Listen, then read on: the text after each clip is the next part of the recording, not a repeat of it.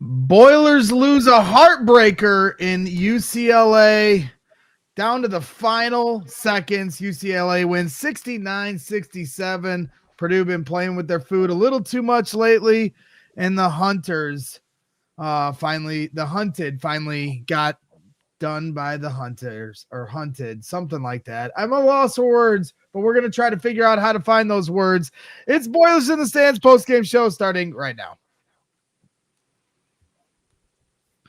Welcome back to Boilers in the Stands post-game show. I am your host, Kraig Bowers Jr. Alongside me, as always, is Joe Jackson and Kraig Bowers as Purdue plays a late-night matinee on the West Coast and falls 69-67 to UCLA as they come up big in some big-time moments down the stretch, as it looked like Purdue was in control with about 3 minutes to go, and instead a couple turnovers. And before you know it, UCLA hits a couple clutch buckets, and Purdue could not hit the game winner in the final seconds. So I think we all kind of felt like this had the potential of coming with the last few games where they've been tested time and again, and they're on the West Coast for a week, and you get tested against USC, and you certainly show some toughness and some mental fortitude, and it felt like maybe you were going to get that same result here tonight in UCLA, but you get bit by the bug, and so now there's going to be some answers. I'll kick it around to you guys, but for me, my instant reaction is, all due respect to the program that I love, but I just thought they had a hellacious final 3 minutes to this ball game, and Braden Smith with a couple big turnovers with the lead certainly opened the floodgates, but for the final 3 plays of the game, don't really understand how you're not going to challenge the out of bounds. Whether or not it was out of bounds doesn't matter to me. If the booth is not going to go to a review and you have a challenge in your pocket with 28 seconds left to play, you got to at least give it a look and use it as a timeout.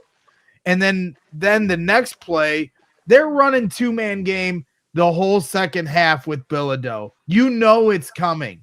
And the fact that you just let it happen, and he knocked down some big-time shots in the second half of this game, I just thought was very unfortunate. And then on the final play of the game, you have 8 seconds to go. Braden Smith is, your leader, your national player. You take the ball out of his hands for a contested 3 by CJ Cox. I just think there are better options than that. If that's the final play, I know CJ had a great game, but for me, I'm not trying to have the ball come out of Braden's hands for a contested 3. If he's wide open, by all means, but it just felt like that was a somewhat of a rushed and forced final play. So not in love with the final waning minutes and some of the decisions that were made on both ends of the court, but I'll leave it to you guys. You guys are closer to this to me as I try to get re-ingratiated with everything going on with Purdue basketball. So the floor is yours, Joe, for your instant reaction. Yeah, it felt like a game like this was coming. They've been able to figure out ways to win for the last handful of games, not playing their A game. This was far from their A game once again, and finally kind of got bit by it where, they have a cold shooting night. UCLA has a hot one, and that's not that's not to take away what UCLA did, because I thought UCLA played very well today. But it's just one of those where UCLA found pockets to be able to attack Purdue. Purdue couldn't really come up with answers. I think it showed hey, this defense is pretty limited. They can make it work on any given night, but if a team can figure it out, and Purdue's going to play a couple teams coming up soon that have similar type formulas as what UCLA does, it can put Purdue in a real bind. And then when you combine that with just the off shooting night from pretty much everybody across the board besides CJ, Braden got it going later a little bit, but at least from 3, I mean, when you combine that with that, couple of late game, like you said, late game kind of bad decisions, it all just compiles in the West Coast loss at 12 midnight Eastern time. I don't know. To me, it's obviously it's frustrating in the moment. I think you wake up tomorrow and it is what it is. This loss was coming at some points. At UCLA, not the worst loss in the world. Got to just kind of bounce back, go to Illinois, You get that win there, you're still very much in line for trying to win the Big Ten. You're still very much in line for potentially trying to get a 1 seed. So you're just kind of hoping it's a little bit of a wake-up call, a little bit of a regrouping and moving on. Yeah, no question. UCLA moves to 11-0 at home on the season. So while they may not be the best team in the Big Ten, they're certainly formidable at home. And Kraig, obviously, everybody's going to be worried about, that 1 seed and the chance to win a Big Ten championship. The road gets a little tougher, now that you've lost a game in the gauntlet that of a schedule that you do have coming up. But let's hear your thoughts, man, because obviously it was a tough one here tonight for Purdue. Yeah, I mean, obviously it's a gauntlet of a schedule coming up, but fortunately for Purdue, other than Nebraska away, a lot of those games are home games. And if you looked at this 3-game stretch, and I think Joe said it in a preview show not too long ago, if Purdue came through this 3-game stretch 2-1, you were feeling relatively decent about where things were. And obviously Michigan's already got 1 loss. That's the team you're most worried about, even though Nebraska doesn't have any quite yet. I think we assume some of those are going to come for Nebraska eventually. If not, maybe Nebraska is just like the IU of NCAA basketball this year. I don't know, but we'll see. But this was just a really, really confusing game for me on multiple levels because there were some things defensively in terms of what they were doing on Dent that confused me, like dude shooting like 22% from 3 and we were high hedging and switching, and it's like, make him shoot threes. Like why are you letting him get downhill? Why are you putting in positions where he can get downhill?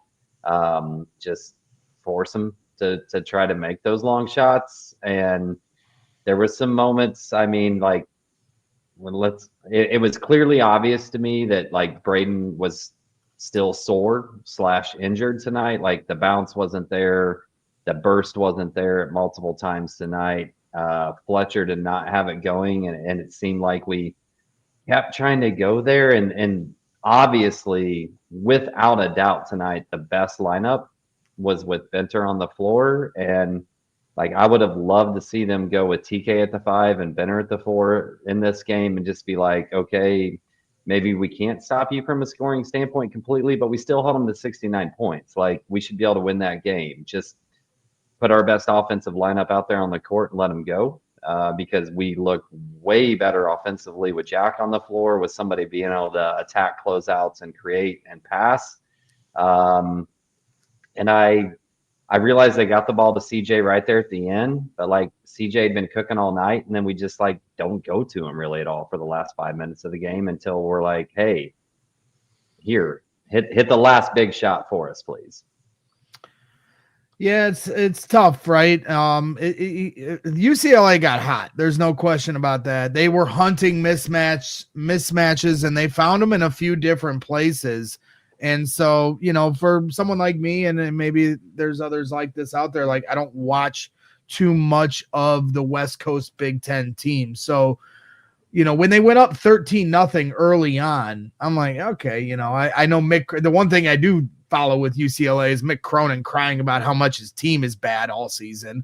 And so I just sat there and was like, all right, Purdue's going to handle this one nicely. And it goes from up 13 to an 11-0 run in the blink of an eye. And before you know it, you're tied at halftime.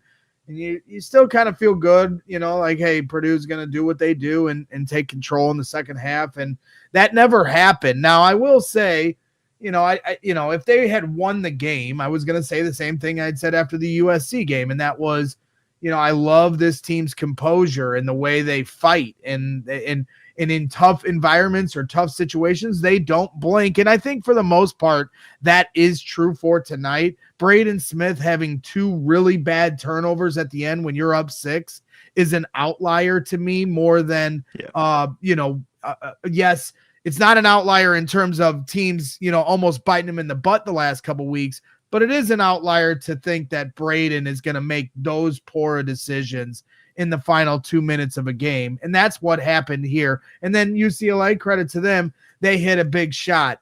But I am very frustrated with the defense on that play. I get the high hedge. I get how they're coming around the pick, and they showed that high hedge all game long.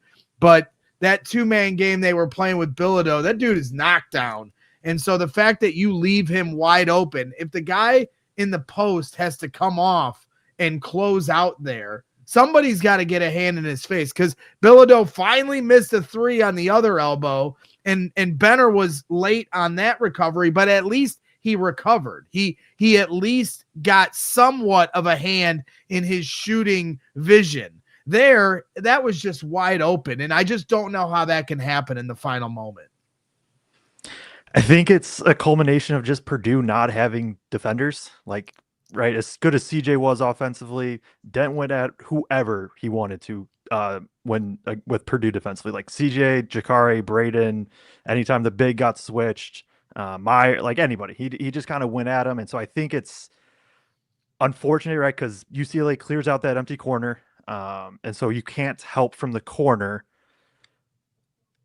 I think I still would probably have not. I don't know. I mean, hindsight's 2020, right? He misses the shot, and it's like, oh yeah, this was fine defense. But like I don't know. I think you live with Dent driving a little bit more there, just going into where the help defense would be.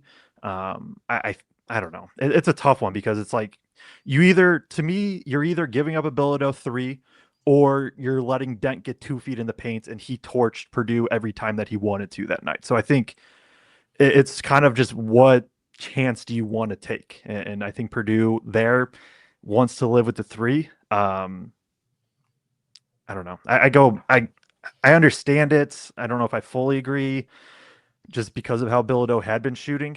But at the same time, it's like that play to me is the process of the entire game of Dent and Bilodeau just getting what they wanted and Purdue not having any answers. And so then it puts you in this spot right there where you take away one. You're taking away Dent's drive, or you're taking away Bilodeau's 3, and you just have to live with the other because this defense isn't good enough to take away both. And then the other trend that Purdue fans have been talking about the last few weeks, and I don't subscribe to the overreaction of one Fletcher Loyer, who has always been a lightning rod of a conversation in terms of his ability is 4 illustrious years here at Purdue. So it won't be overstated on this program. But that being said, he has, lost his shot here for a couple weeks now, it feels like. And tonight he had an opportunity to end this game in a couple ways with some open threes and just could not find the rim. So then the question is suggested, like, all right, if he's not making his shot, even on the final couple plays, I was curious to see what lineups Painter was going to put out there, and he's rolling with his guy. And I totally understand that from Painter's perspective. If you watch Matt Painter coach this team for 20 years or the last 10 years, he's going to go with the guys that got him there. And so the fact that Fletcher was out there doesn't necessarily surprise me, but the fact that this is a show that, we have to give our analysis. Is that the right decision? Should they have Jacare Harris out there? Because like that, if you're not getting the production offensively from Fletcher and Jacare was knocking down shots in this game, was that the better option for tonight? I think the bigger question is right there, you're down 2 and you're in the bonus. Like, did you need to shoot a 3? Could you fire something down low real quick to Clough or to TK or whatever? And I don't even know exactly what lineup was in there at the end, if I'm being honest right now, but like fire it down to one of the bigs and just go up quick. And like we've seen 1,000 times, whether it was Travion or Zach or whoever, try to get the quick 2 and maybe you get an and one and just finish the game. But I have no problem with Fletcher being out there because I was sitting here watching the game with my daughter and she's like, why they bringing Fletch back in? He hasn't done anything all night. It's like, because he hits big shots, right? Like, and guys like Fletch he went 1 of 6 tonight. He could be 0 of 6. And if the ball ends up in his hands, he maybe still hits that big shot. I have no issue with that ball going to CJ because of what CJ had done tonight. But like, Fletch to me still has to be out there. And I have to apologize. Greg, you chimed in that something was messed up with my mic and headset, and I had to log out and log right back in. So, Joe, I'm not sure what you said in response to my comments about the Benner lineup and all that sort of stuff. So if I missed something, give me like a 15-second recap. No, we're still – you didn't miss anything. We're still getting our feet settled in. I would just say on the final play, I totally understand CJ had the hot hand tonight. But when I'm watching them in the huddle, in the timeout, getting ready to run that play, I just felt like there was going to be a little more creativity than Braden get down the court as fast as you can and CJ chuck a contested three. Like, if this is hindsight. If he makes a three, I'm not saying anything. We're celebrating here. So I'm doing the results over process thing, and Painter really talks about that all the time. If you listen in post-game pressers, it's process over results. But then my question would be, was the process right there? Yeah, you got it to the right guy, but what was the process? Because you want the guy who's hit the most shots to take a shot like that. See, I don't have a problem with him taking that shot, but it just felt like it just didn't feel like there was as much as, they have binders of plays. They talk about it all the time of what they can do, in those kind of moments. And it just felt like that was a very simplistic way of getting your final shot off. Braden getting all the way downhill, getting to the rim, and either taking a layup or kicking that three out. When you catch and shoot, when it comes from inside the paint out, I just feel like that's more of a natural shooting rhythm than that side throw coming up the court, transition three, with a hand. I just didn't think that was a high percentage look there. I would have liked to have seen Braden push the ball, because he didn't. It was the play design, and I would have to go back and watch exactly how UCLA set up defensively. They might have loaded up on his drive, and maybe that just took it away. But it did feel like it felt like the CJ shot was the only option. And that was what surprised me. If Braden drives and kicks, kind of like you were alluding to, Braggs, I think that's an awesome shot. Even contested. I think that's just an awesome, that's fine. You live with that. But it was just the fact that it was kind of just jog ran it up, and the play was just simply a CJ drop off for three. Now, I would have liked to see Braden push a little bit, try to get into the teeth. Maybe he can get a quick post up. Maybe he can draw a foul. Maybe he gets a shot. And then if all else fails, you have probably CJ trailing for a kick out three. That would be my only kind of nitpick critique of that. But again, also I would like to see how UCLA set up defensively again, just to maybe there just simply wasn't an option for Braden to drive, and I just don't remember the defense. Well, we have plenty more to discuss here in this game, and obviously, 1-3 at the end doesn't define a 40-minute game, as our guy Tarek here in the chat is saying, and I completely agree with that. This game, as somebody else pointed out, was lost in the first half when they had a 13-point lead and then let go of the rope. And we've seen some different elements of what happened in this game from beginning to end. We've seen these kind of habits starting to creep up, and so it bit them here tonight. And Purdue's going to have to regroup and get ready for a big game against Illinois on Saturday. So we're going to take a quick time out, give a shout out to our sponsor. And when we come back, we'll look at the rotations. We'll look at, obviously the team stats of the day, and then go over some of the individual play on a late night here for Boilers in the Stands. Purdue graduate and current Lafayette resident, BJ Rule has close to 15 years experience helping buyers, sellers, and real estate investors in Lafayette and surrounding areas. If you are looking to buy, sell, or invest in real estate, give BJ a call or text to set up an appointment to see how he can help you accomplish your goals. Your home will likely be the most expensive purchase of your life. Have the experts with Rainey & Company at Keller Williams on your side and let BJ help you navigate this process. Call 317-345-4600. Again, that's BJ Rule with Rainey & Company at Keller Williams at 317-345-4600. And we are back here on Boilers in the Stands postgame show. Hit that like button, subscribe to the channel on YouTube if you haven't already, if you're watching on Facebook or Twitter. Appreciate your viewership, but it always goes a long way if you can jump over to our YouTube channel, subscribe, like. Those are easy ways of showing support. Another way is sending in super chats. We got a couple of those from Kruder Schmidt, $2 super chat saying LA sure knows how to rip our hearts out. Got a little Bears and Boilers emoji. Yeah, that's a good underlining. Didn't realize that element of it. Maybe that's because I have completely lost all of reality right now. I'm just kind of walking on air right now in terms of trying to figure out what's happened the last few days. But good problems to have when you're covering good teams, and with good teams comes tough losses because they mean a lot more. And I'll take that all day over, a team that you don't care about because they're not relevant. And that is not the case with our Purdue Boilermakers. BK1 Bennett, $5 super chat, says tough loss.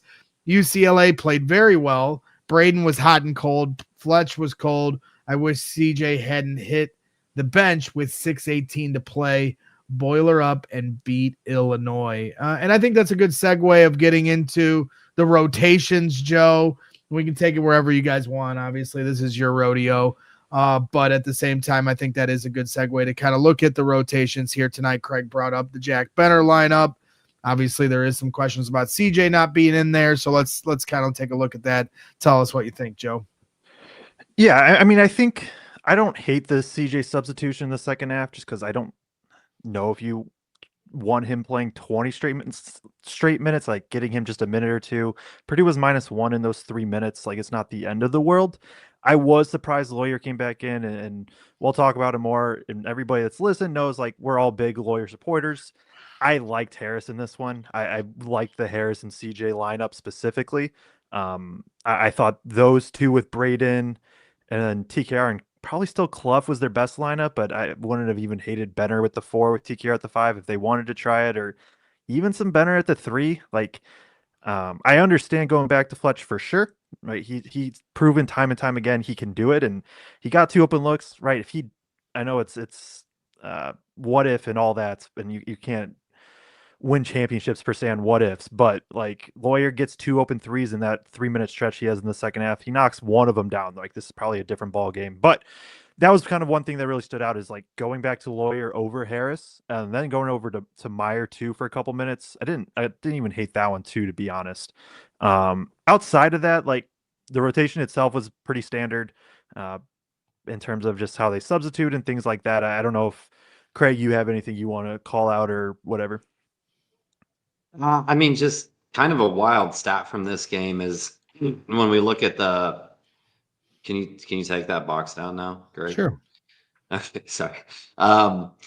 When you look at plus minus in this game, TKR and Oscar Clough were both -10, and that's the worst plus minus of anybody on this team. And I realize plus minus is not like the end all be all or anything like that, but it just seemed like a rough game for our bigs. And somehow in this game, Jacobson was +8, which I don't think he played that much dramatically better than TK or Oscar Clough, so I'm not going to go there. But I think it was more like, like Jacobson was in there in a lot of minutes that Benner was in there. And I felt like in the first 10 minutes or so, UCLA was doing things that, like TK got some good looks. Clough got a close touch at the rim.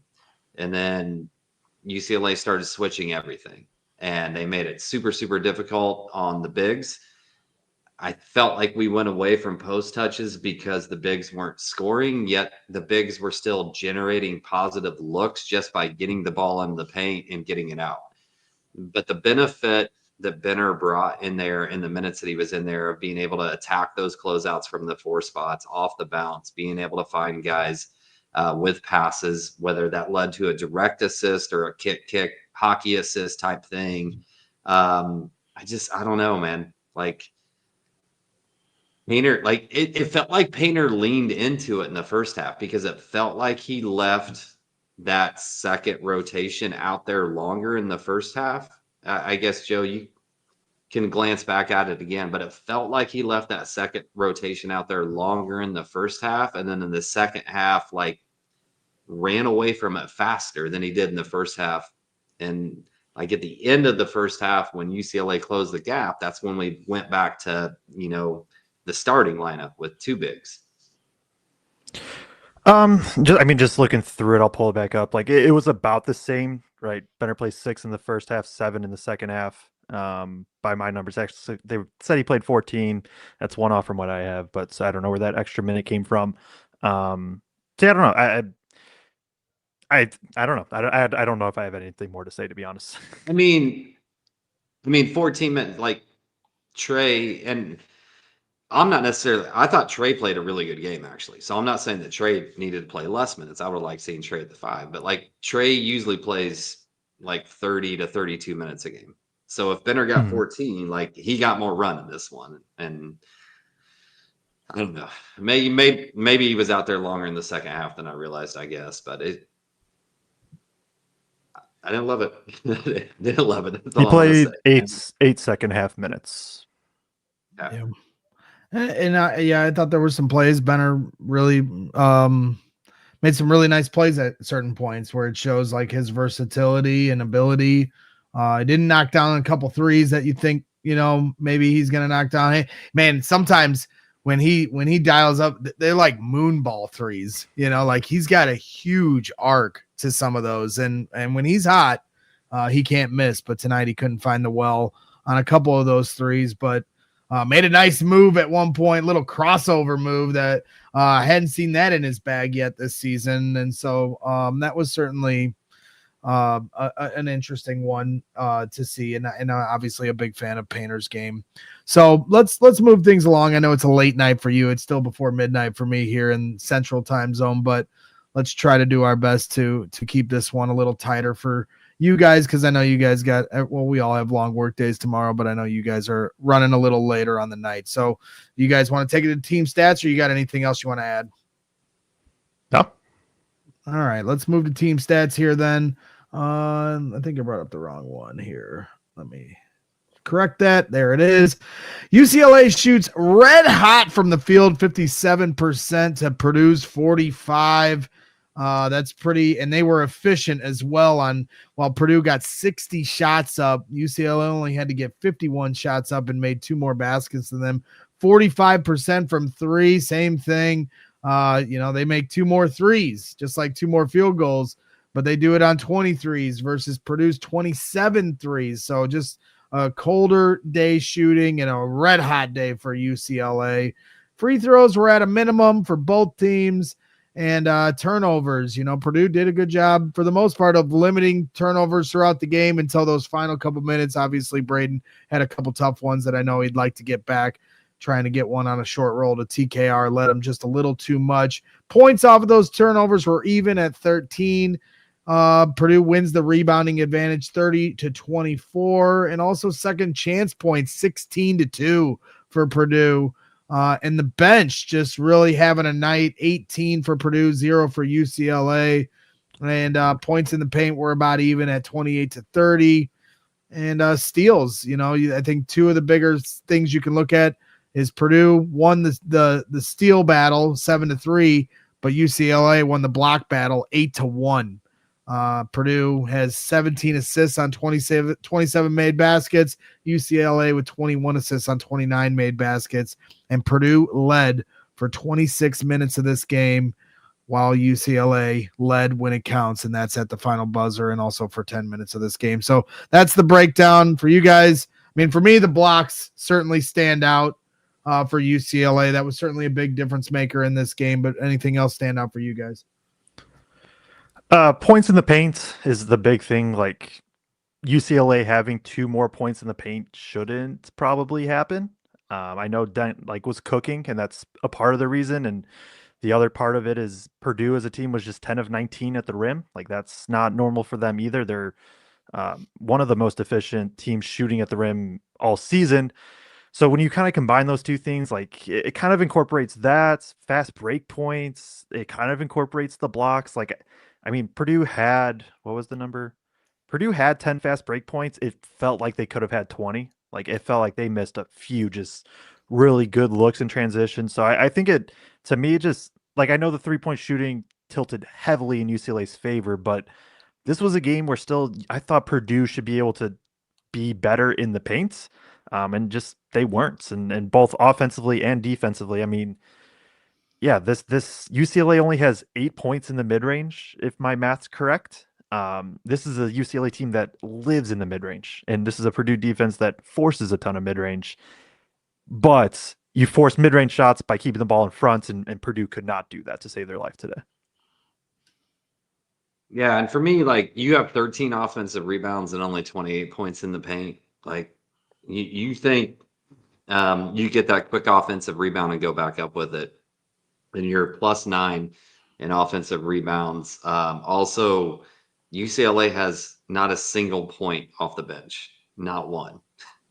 Purdue gets 18. I think that speaks a little bit to the starters just being off tonight in terms of what they normally do and what they normally produce. And obviously, the 3-point shooting disparity is a big one, just in terms of how it's spread across the board. And I mean, obviously, I think you can point to a lot of different people in that one, and we've talked about like 3-point shooting, traveling on the road, and struggling with it at some point in time, and it looked fine through the first half. I'd have to go back and look at the split, but going into halftime, you felt fine about it, and then second half, it just didn't carry through.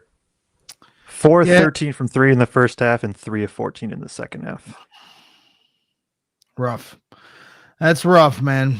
I mean, they're getting their shots up, and a lot of them are good looks, but they're just not finding the well, and able to get down there. If you look over at, I know we do a lot of individual breakdowns for Purdue, but just looking at what you guys were talking about, Dent ends with 23 points on 13 assists. It was a season high for him, maybe a career high in assists. I can't remember what they said on the broadcast. Perry ends up with 11 points. And Bilodeau, man, this guy for me, 14 points on 4 of 8 shooting for 3. To me, he was the X factor for this team. And they just didn't really have an answer for how to kind of stop that 2-man pick and pop game that they were trying to run with them throughout the game. And so credit to UCLA, but Purdue's got to find an adjustment in that regard, because I know Illinois does have similar players that have that same skill set as Bilodeau. Yeah, they're pretty much everybody that they play. Mirkovic, both of Isic's, if they run Hummerkaus at the 4, I mean, they got shooters everywhere. So it'll be another really tough test for Purdue, and you got a long plane ride and a few days to try to figure it out. A few more super chats to get in here before we get into individual stats of the game. Thank you guys again for your support to the show. $5 super chat from Salty B, saying, heading into our toughest stretch of the season, I'm not feeling good about our team, trending the wrong way. Time for a lineup change? ? I don't think that's what Purdue is going to do. I don't think that's how Painter rolls with things. And ultimately, it's not really. If you're asking for a lineup change, are you talking about the start of the game? Are you talking about the end of the game? That's really what is most important, is who are you rolling with in those final 8 minutes? Really more so than who tips off the game, right? And so at the end of the day, Painter is going to roll with the guys that got him here. And I understand the frustrations with Fletcher Loyer and even TKR at times over the last few weeks. But I think the worst thing a coach can do is panic. And, you've got to trust that these guys are going to find what got them to this point, and the reason that they are part of one of the most successful senior class in Purdue men's basketball history. We also have a sleeper's nightmare, $5 super chat, asking, why do you think the media doesn't put more pressure on Painter by asking the difficult questions? For example, why sit CJ when he's hot?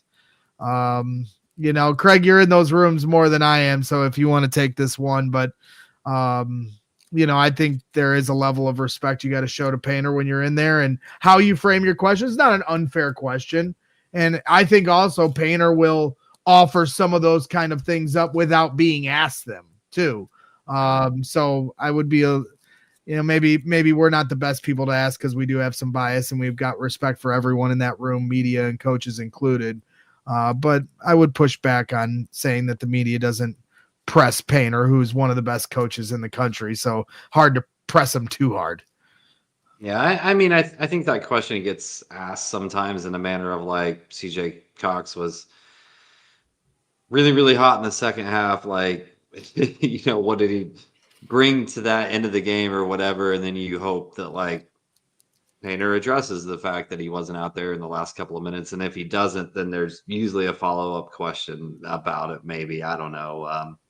I mean, you know how we are, Greg. Like we're the newbies in the room, so we try to like defer, to the guys who are actually doing this for a full-time living versus us who are all doing this as like a hobby. essentially.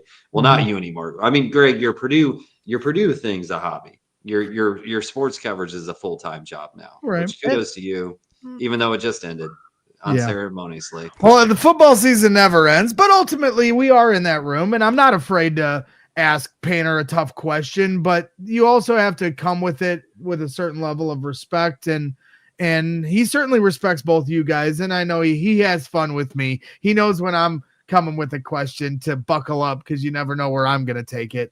But with you two, I know he has the utmost respect for both of you. But at the end of the day, I think it's easier. I hear a lot of this with Bears fans and how they're very hard on the media for how they ask questions in that presser. But there is a game that is played there, and you have to be careful about how you do things and how you present yourself. And there's a level of professionalism you have to show. So, I don't think it's unfair to ask, hey, what did you think about CJ, in the rotations you were looking at in those final minutes? I don't think there's anything disrespectful about that, but I would just caution you to just try to put yourself in their shoes and how you go about doing your job in that room and still maintaining those relationships with the program, with the coaches, with the players. And if you're known as a guy that is just going to come in there firing, you're not always going to elicit the best responses. And ultimately, it's not about the questions you ask. It's about the answers you get. You can ask the best question in the world and get a terrible answer. You can ask the dumbest question in the world and get a great answer. And I'm actually notorious for that because Painter knows I'm about to ask the dumbest question in the world. And so he has to give me a huge assist by giving me a good answer. And that's kind of the beauty of the game there. Jason Depew, $5 super chat says, thanks for the show, guys. Even after a tough loss, you guys bring great insight. Game ball, CJ, everyone, hit the like button. And then finally, Jordan Graham. Appreciate you, Jason. But Jordan Graham, $10 super chat with a terrible profile picture, but we'll get to that for another day. I can't wait for this historically efficient offense. He puts in quotes, historically efficient offense, to start looking historically efficient again. Tough loss, but I trust the leaders on the team to not let things spiral like last year.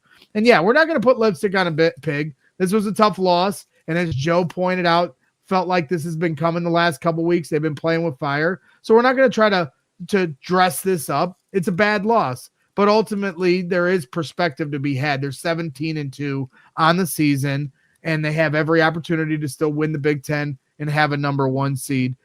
So there is going to be a balance of, being upset and analyzing, giving a critical eye to a loss that easily could have been a win. This isn't like the Iowa State game where you get completely dominated and there's no Da Vinci Code to winning that game. They should have won tonight.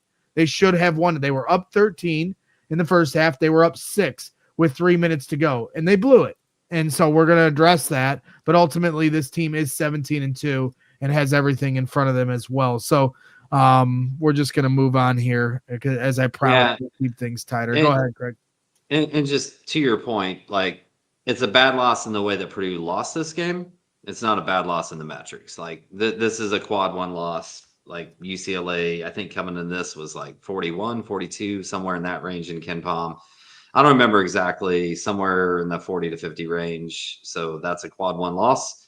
They're probably going to move up a decent amount after beating Purdue tonight. So when it gets to the end of the year and the NCAA committee is looking at this is not going to be something that jumps out as oh my God, Purdue had such a bad loss in LA. Duly noted. All right, well, let's get to individual breakdowns, try to run through this and call it a day here on the Boilers in the Stands post-game show. So hit the like button, subscribe to the channel. And without further ado, here are our breakdowns of the players that we know and love here for your Purdue Boilermakers. Got to start with CJ Cox, as we've talked about here a lot. Big night for him, averaging a little over 8 points a game on the season, but he doubles that total with 16 points on the night, 6 of 11 shooting, knocks down 2 threes, 2 of 6 from there, 2 of 2 from the free throw stripe, 5 rebounds, 4 assists, 3 fouls, and 30 minutes of action. Certainly a big night for CJ, who, you're really starting to see him find his groove, Joe, in the offense and the role that he plays. Yeah, just good to see him. I mean, it wasn't all just catch and shoot today. It was some off the dribble stuff. It was some movement stuff. Honestly, would have you would like him to have hit I feel like a couple more of his open looks were the ones that he missed. But the tough pull ups he got to, and that's who he is. Like he's a guy who can just go get you buckets in spurts, and he was able to do that. Move the ball well. Like I think he had 4 assists in this one. You said too. Like I thought he did a good job as kind of this secondary facilitator, moving the ball around. Yeah, just a really good offensive game from him in terms of just like being a bucket getter on a night where, I mean, Braden got it going a little bit late, and TKR I think played very well overall. But outside of that, it was a lot of just CJ. Like there was that stretch in the second half that Purdue was only in the game because of the tough shot making that CJ was making and the facilitating that TKR was doing. Like that was basically the only 2 reasons why Purdue wasn't down 11 with like 10 minutes to go, and they were down 1 or 2 or whatever the score actually was. Yeah, absolutely. You got anything to add there, Gregory? Yeah, I mean, just a complete stat line, right? 16 points on above 50% shooting, 100% from the free throw line, 5 rebounds, 4 assists, 2 steals. And in all honesty, I wanted to see the ball go to him more. I thought there were times in this game where, because of the way UCLA was playing, that like, and we don't run stuff for CJ. He gets his shots off of when he's open, when other actions are going on for Fletch, for Braden, for Trey. Like I would have liked seeing it kicked out even more when he's on that kind of a heater, because I thought there was times he was missed when he had an open look and we maybe forced some stuff. Okay, keep rolling things along here as we fight through this. Tough loss, Braden Smith, 12 points, 5 of 13 shooting, 2 of 5 from 3, only 4 assists on the night, 7 rebounds in 37 minutes of action. Kraig, you brought this up earlier. I think everybody's kind of holding their breath in terms of his relative health after taking a couple tough hits to the knee, had to come out of the game last game against USC, comes back in, takes another tough hit to the knee, goes falling into the stands. He plays 37 minutes, only comes out for a 3-minute stretch in the first half. But I would agree with you that whether it was UCLA and the way they were playing him, or just him managing through this while they're still on the West Coast, but he just didn't look like Braden for the majority of the night. It just felt a tick slower until all of a sudden the last like 5 minutes, it felt like he turned it up a notch a little bit there. Joe, are we overreading that, or were you sensing some of that through your analysis? I mean, he definitely got going late, and it was good to see that. It was just like, I don't know. I couldn't tell too much if it was the knee or not, because like he still had that burst to him. I just think like, I mean, that's been kind of the secret, is like teams that can switch. Like that's what's given Braden the most trouble. I have the data to back it up because I've tracked every single Braden Smith pick and roll so far this season, obviously excluding today. And like that's by far the worst coverage that he's against. Now, he's Braden Smith. He can still torch a switch if he needs to. But if you're looking at a defense, like if you had like this UCLA defense, right? They don't really play a true 5. Jamerson's sort of a true 5, but even he's lanky, athletic. Booker's, very lanky, athletic 5, if you want to call him that. So if you do switch, like Braden can get his, but that's when I think he has to work his hardest, and it forces him to be purely like a scorer. And I just think it gave him some issues early. The knee probably doesn't help at all. Like, even if I didn't notice it, I'm sure it doesn't help having to kind of deal through that as well. So I don't know. It just felt like he was a little bit uncomfortable again. He liked the high hedge early, but I do think he was almost in too much of a facilitating mode. Like, Braden's at his best against the hedge when he drags that big out and then just rips and turns the corner. Like, that's when he's at his best against hedges, when he turns that corner, gets downhill, because then at that point it's 4-on-3 or 5-on-3. And I just feel like he didn't quite get to that either. All that to say, like, again, if Purdue has a bounce or two or a shot or two go their way, we're talking like, man, Braden Smith just turned it up in the clutch, right? I guess he had the 2 turnovers. So maybe if he doesn't have one of those, like, this game goes from, hey, Braden kind of struggled a lot, to Braden took over when he needed to. So there is that aspect too. I mean, it was incredibly clutch. Knockdown three, knockdown, baseline jumper where he's kind of inverted turn. He turned like the wrong way than he normally turns, and he still knocked it down. A tough shot. He had that pass to Oscar Clough for the and one. That was another big play in the game. He had a steal coming on the backside. And so there were a lot of elements where you could tell he was sensing the moment, as the guys on the broadcast would say. But then they go up 6, and there has been times throughout the year that I feel like he gets a little loose with the basketball. I don't know what the metrics say in terms of his turnovers this year versus last year, or things of that nature. And I know we're tracking his assists, and he's still on track to break the all-time record for Bobby Hurley. And he's one of the best, if not the best, to ever pass the basketball at the college level. But that being said, there are sometimes where I'm like, he gets a little loose with it. And that short roll pass to TKR, it just made no sense to me in that moment. Like, he didn't give TKR a chance there at all. He let him way too much. And it just, like, there's times where they're coming down on a fast break, or they have a moment like that where I'm just like, you have the lead. Slow down, right? And then when they, presume to make a play and score a bucket, I don't say a word. But then when it turns into a turnover, I'm here on a post-game show complaining about it. But there are times where it feels like they're a little too sped up. And my favorite play of Braden's in this game was when he noticed the mismatch at the top of the key, and he got the whole offense lined up. He told all right, you guys go over here, you go over there, and then he burned his mismatch from the top of the key. Right, that was the most mature play of the game. And when they could just slow down like that and take their time and identify how to take advantage in the half court, that's, to me, where you're at your best. And sometimes when they're in transition, I know you mentioned, Joe, that for fast break points, they could have had more. There's also times where I feel like they don't have the numbers. Yeah, you're on a fast break, you're in transition, but you don't have the numbers, and you're not, like, they don't have the most athletic players.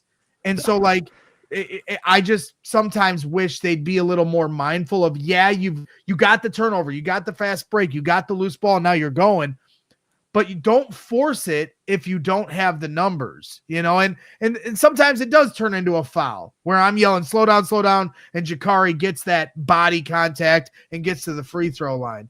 So I get for me, as somebody sitting on my couch, I should just shut up and watch. But those are the thoughts that I have as I watch the game. Yeah, I'm going to be honest. I did not feel like Braden had the same burst, and I did not feel like, just looking at it, I mean, let's be like, he's not jumping like Jordan, right? But that's not happening. But it did not feel like he was leaping to the same level that he normally leaps when he's going with this layup or whatever else, or that it was this quick twitch or whatever you want to say. I just felt like something was missing there, and like that second, third gear that he finds sometimes. And like, I think UCLA, like you said, Greg, UCLA blocked a lot of shots tonight. And to me, if you don't feel like you have that gear, then you question everything else a little bit more. And I think you referenced the turnover where he was trying to beat it down low late there. I think it was the second to last offensive possession by Purdue. Like, Braden had his man beat. And to me, that's a layup he normally takes and tries to, like, get the and one. And instead he tries to wrap around feed and ends up with the turnover there in that spot. So I mean, you don't want to make excuses, but to me, like, Braden did not look even 80% in my eyes tonight. I want to watch it back, and I'm going to say it without watching it back, so I guess I'm sort of committing to the take. I low-key think that was the right read from Braden to Clough. I just think it was a really good defensive play because Booker was rotating over and was already, like, walled up at the rim. He had Clough. I just don't know if it was a bad pass. I don't know if it was a great defensive play. Timing was off. Maybe Braden probably should have just still gone up and just tried to draw the contact like you said, Kraig, but even in real time, I thought it was the right read. It just bad result. No, I get that. It's just, to me, in that moment, that late in the game, like, 9 times out of 10 to me, the ref's it's not the last play of the game, right? Like in those last 45 seconds, it seems like if you initiate contact, whatever, the refs are going to call the whistle. Like in my mind, I could be wrong. Maybe doesn't get called. Maybe Booker gets a clean block. I don't know. I just think like you had a little bit of a step, even if he's walled up, like initiate the contact, try to get the call, go to the line. But it's tough, right? Like, because we've seen him make that pass 1,000 times and he just doesn't make it there. So it's whatever. The one thing I will half say, a dozen one way, 6 the other. well, and the one thing I will say is in that kind of a feed, which it's in traffic and it's got to kind of be a quick thing.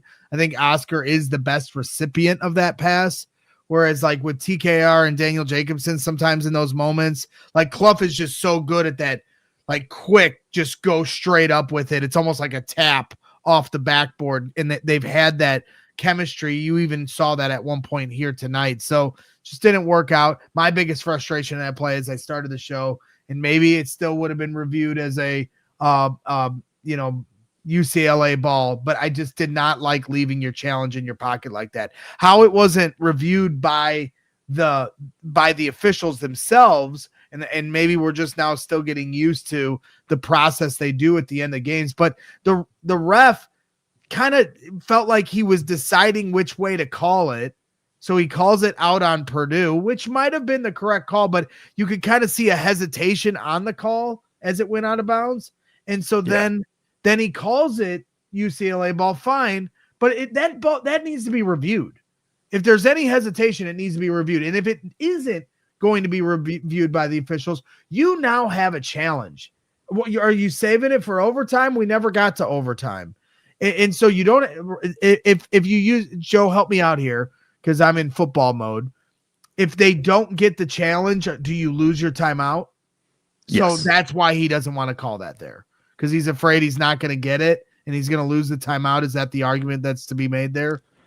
I assume so. There's also the chance like maybe Braden was just like, no, it's off me. Like he might have asked, but I would assume that's the thought, is just like trying to keep the timeout. I'm with you. Like I think it's one of those spots, even if it's a 10% chance, like it would be such a monumental switch that you probably just still take the chance. And especially with this offense, like obviously having a timeout is awesome to set up your last play, but like if there's any offense in the country or any player in the country where it's just like, yeah, you got 7 seconds inbound the ball and go, like Braden Smith's the guy I trust. You don't necessarily, I don't think you necessarily like need it. And that was the other thing too that I thought was interesting. And this kind of goes back to the USC game where USC got that inbounds and their coach was mad because they granted Purdue the timeout, even though the ball had gotten halfway inbounds. So UCLA takes the lead in this game with the 3 at the very end. Purdue inbounds the basketball, then the timeout was called, in my opinion. It didn't happen before. And then they go to the review to get the clock right, and they're looking at when the ball went in the basket. And if I'm a UCLA coach, I'm like, wait a minute. They inbound the basketball, then the timeout was called. That's when the clock should have stopped. And so, like, for me, the only question I have in that regard is, they were late on deciding if they're going to call the timeout or however that all went down. But this is hindsight being 20. Maybe it isn't hindsight. I'll say this much. In the moment, I said, get it across half court, then call the timeout. And so instead they get the timeout. They actually give them more seconds than I thought they deserved at 8.4. And so now you have the length of the court to kind of figure that out. And maybe it's better to get downhill at 8.4 seconds than it is to be more boxed up in a half court. I don't know what he'd prefer in those situations, but instinctively I was like, man, I would have liked them to get it across half court. Their defense wasn't set up, then call the timeout and have, 4-5 seconds there to draw up your play to try to win the game there, but didn't work out. Hindsight 2020. I'm the expert over here on Boilers in the Stands. I think I know better, and I'll let Sasha and Painter know as much here tomorrow when I give them calls. I'm kidding, of course. They're doing a fine job.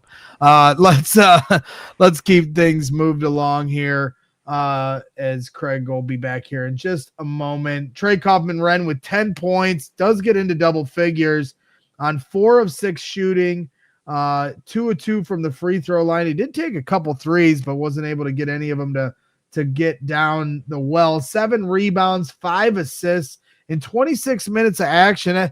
That kind of feels like, just from a stat line perspective, that a step in the right direction to getting TKR back on track.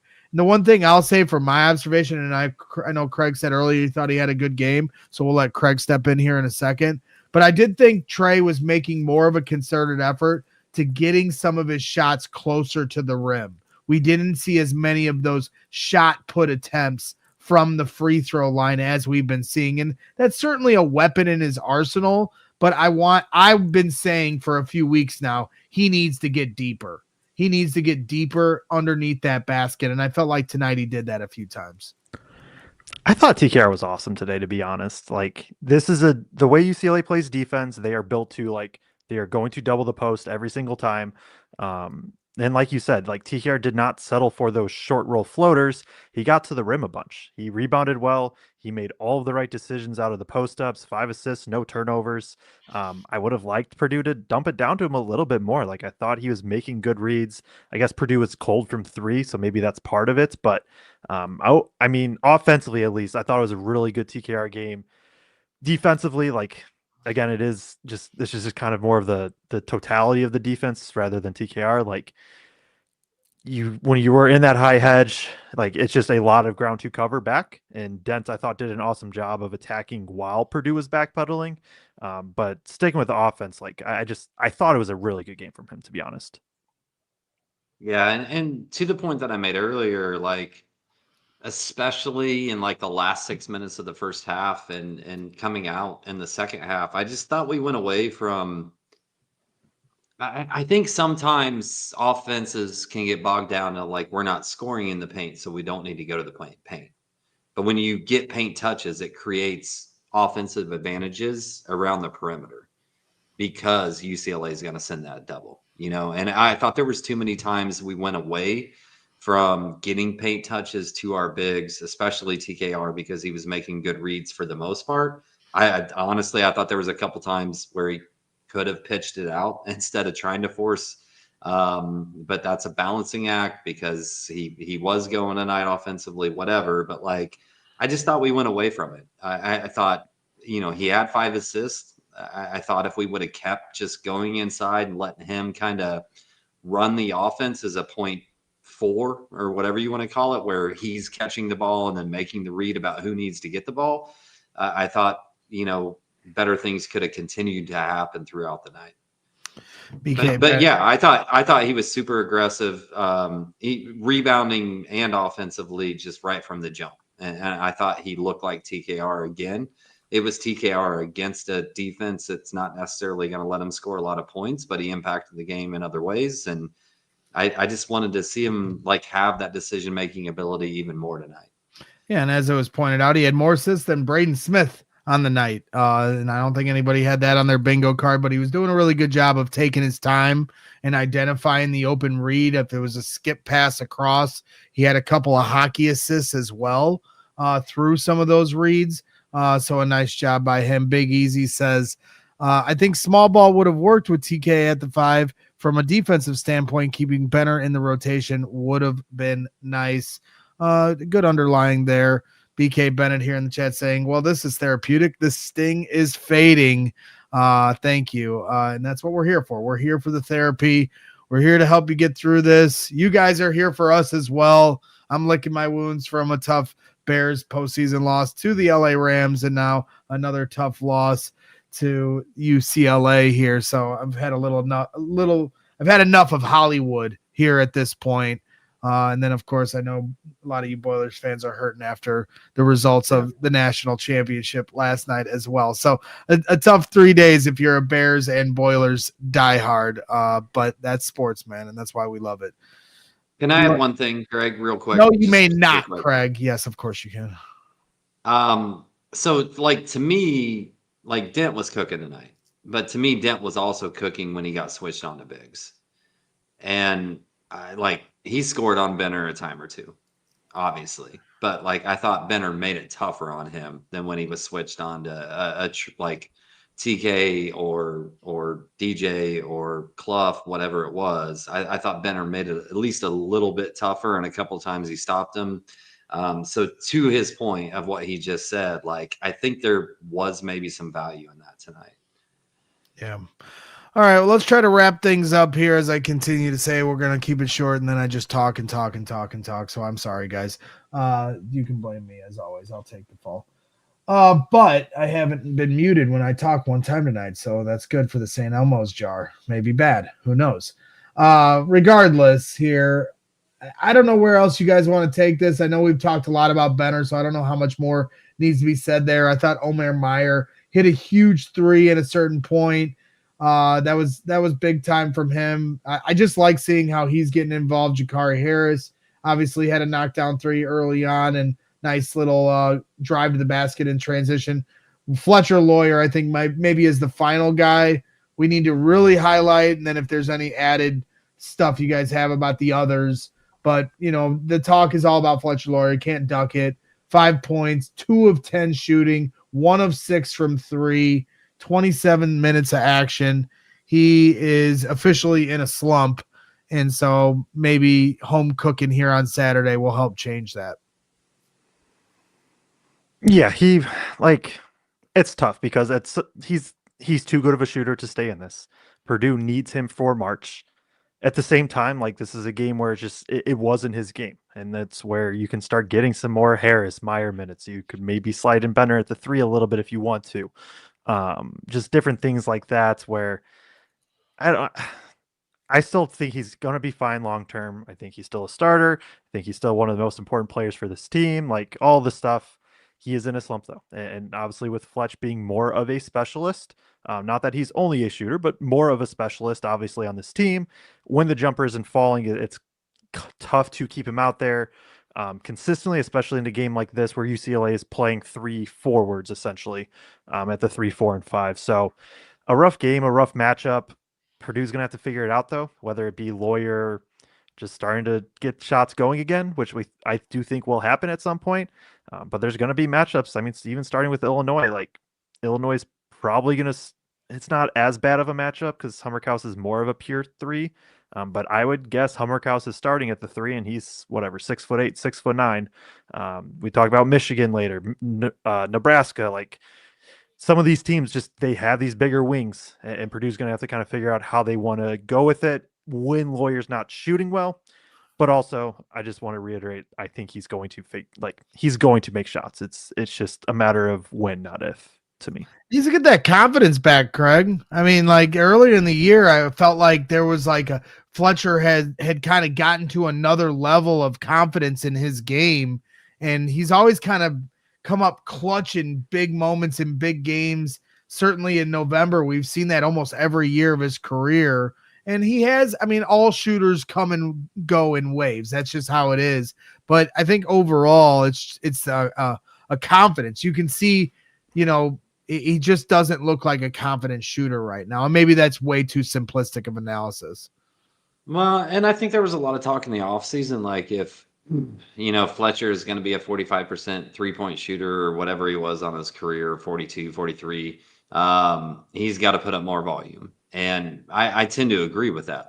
The more volume from Fletcher from 3, the better. But there has to be, to me, end game recognition as well. And I thought there were some shots today that were just put up that's that's not the best shot.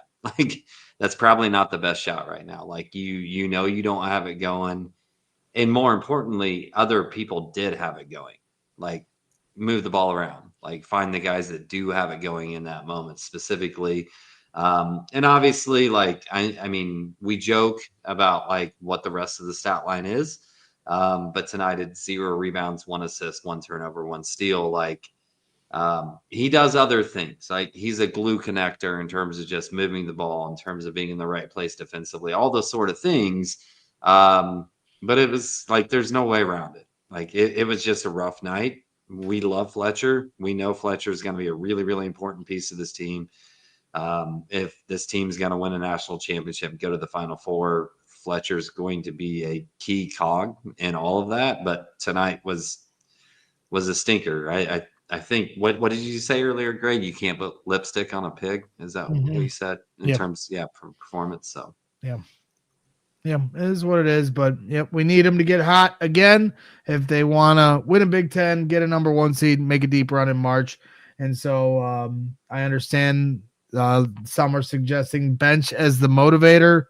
But I think we also have to trust Paint in terms of knowing his guys and letting them shoot out of their slumps as well. So let's just continue to see how that progresses, and we'll call it straight here, as straight as we can with our internal biases and our love for this program. And rightfully so. This is a program you should love. 17-2 on the season, still one of the top teams in the country, but a gauntlet of a schedule here ahead. And we will continue to have all the coverage throughout. I know these guys will have a preview show here coming up. You got Illinois coming up on Saturday. I might actually make it to Mackey Arena. Who knows? I know, as long as there's no snow on the ground. If there's snow on the ground, then you won't see me at Mackey. So I hate driving 65 in the snow.